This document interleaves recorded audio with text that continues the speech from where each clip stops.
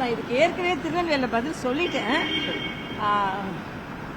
என்ன போய் அங்கே வேலை செய்ய சொல்றதுக்கு அவருக்கு எந்த உரிமையும் இல்லை. ஒன்று. இன்னொன்று, எல்லாரும் அவங்கவுங்க வேலையை ஒழுங்கா பார்த்தா நான் ஏன் என் வேலையை விட்டுட்டு இங்கே வந்து வரப்போறேன்? உண்மையிலேயே அங்கே நான் போய் பார்த்தப்புறம் மாநில அரசு முற்றிலுமாக இந்த பேரிடரை எதிர்கொள்வதில் தோல்வி அடைந்திருக்கிறது. இதை சொன்ன உடனே தான் அண்ணன் சேகர் பாபுக்கு கோபம் வருகிறது, பதற்றப்படுகிறார். நாங்க போய் வேலையை பார்க்கணுன்றாரு, எங்க போட்டி போட்டாலும் துரத்தி அடிப்பேன்றாரு. இதெல்லாம் நடக்கவே நடக்காது. என்ன பொறுத்த மட்டும் மக்களின் வாய்ஸா நான் பேசுறேன். பாஜகவின் செய்தி தொடர்பாளர் மாதிரி பேசுறாரு அப்படின்னு சொல்றாரு. இல்ல, மக்களின் செய்தி தொடர்பாளராக நான் இன்று பேசினேன், நிச்சயமாக பேசுவேன். ஏனென்றால் அந்த அளவிற்கு அங்கே பாதிப்பு அடைந்திருக்கிறது. எந்த முன்னெச்சரிக்கை நடவடிக்கை எடுக்கல, எந்த முன்னேற்பாடும் எடுக்கல. முதலமைச்சர் அவர்கள் 1 மணி நேரம் தான் அங்க போய் ஆய்வு செய்திருக்கிறார். டிசாஸ்டர் மேனேஜ்மெண்ட் கூட்டம் எதுவுமே போடல. முன்னறிவிப்பு கொடுத்திருந்தா, ஏரல் போன்ற இடங்களில் மக்களே சொல்றாங்க, முன்னறிவிப்பு தெரிவித்திருந்தா கொடுத்திருந்தா நாங்கெல்லாம் எல்லாரையும் அப்புறப்படுத்தி கொண்டு போயிருப்போம். எதுவும் இல்லை.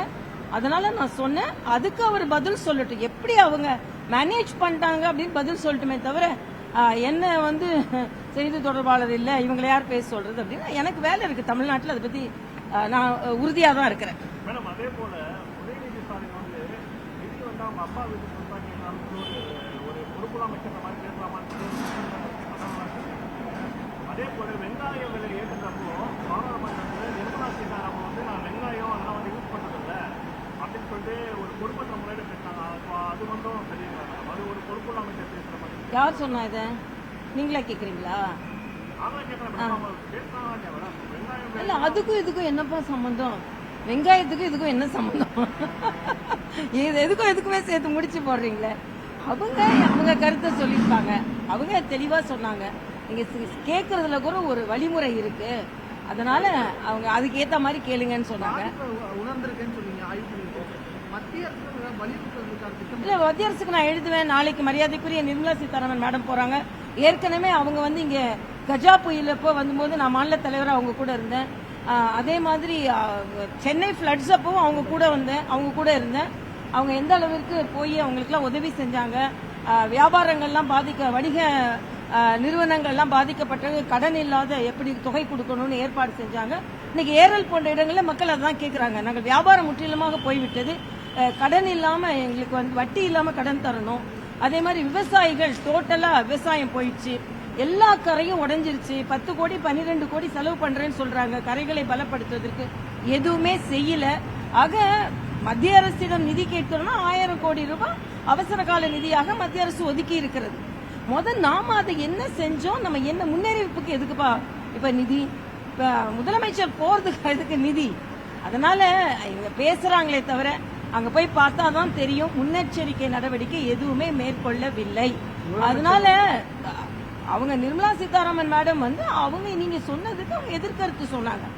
அதுக்கு வெங்காயத்துக்கும் அதுக்கும் சம்பந்தம் இல்லப்பா.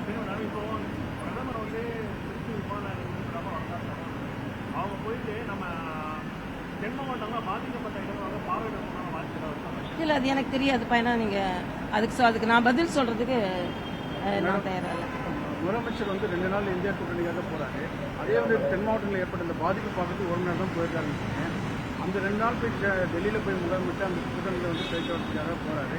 இதில் போய் இந்த பொதுமக்களுக்கும் எந்த விதமான நிவாரணத்துக்கும் எந்த ஒரு நிவாரண உதவி செய்யலன்னு சொல்லி ஒரு குற்றச்சாட்டு மக்கள் அங்கே இருக்கணும்னு சொல்றாங்க. அது உங்களோட கருத்து? இல்ல, நான் ஏற்கனவே சொல்லிட்டேன்.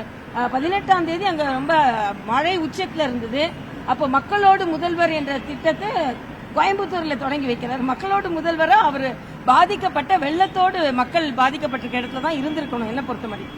அப்புறம் டெல்லி போனார். டெல்லி போயிட்டு கூட்டணிக்காக போலன்னாரு. அப்புறம் கூட்டணி கூட்டத்தில் கலந்துக்கிட்டாங்க. அது ஒன்று. என்னொன்று, வந்த பின்பாவது எவ்வளவு இடம் பாதிக்கப்பட்டிருக்கு, அங்கெல்லாம் போகாம 1 மணி நேரத்தில் போயிட்டு வந்துட்டாரு. ஆக இதெல்லாம் நான் குற்றச்சாட்டை வைக்க தான் செய்யறேன். நன்றிப்பா.